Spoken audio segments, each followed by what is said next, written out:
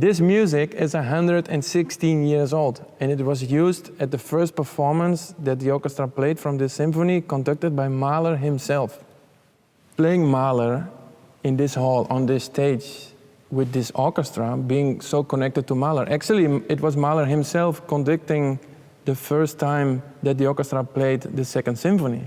So knowing all this makes it a unique experience to play Mahler at exactly this spot. Mahler in general for brass players is a party, let's say.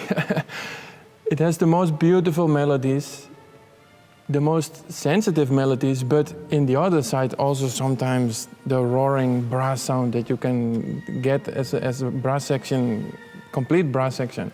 But also at the same time as a trombone section, you get featured a lot. For example, in this symphony, the Second Symphony, you have this amazingly beautiful choral that everybody knows. In the last movement, the music dies out.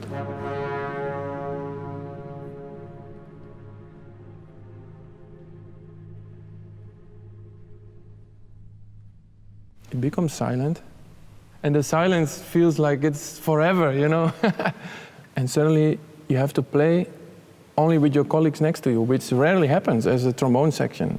And then you play the most beautiful choral you can imagine.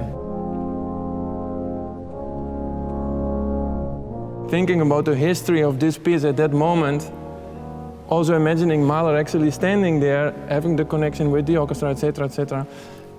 I think I cannot remember any performance of this piece that I didn't have goosebumps all over me.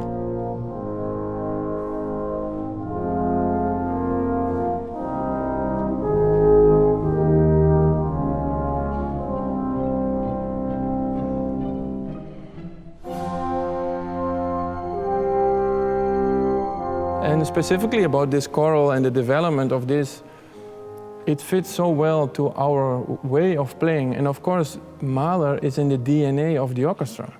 And not only of the orchestra, but also in the brass playing and our brass section.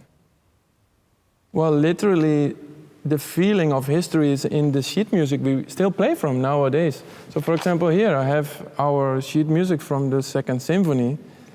And it was used the first time it was played here with the orchestra. So that's about 116 years ago.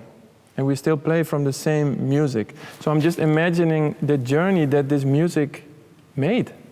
So Mengelberg, who was in that time the chief conductor of the Concertgebouworkest, was in that time also the chief conductor of the New York Philharmonic.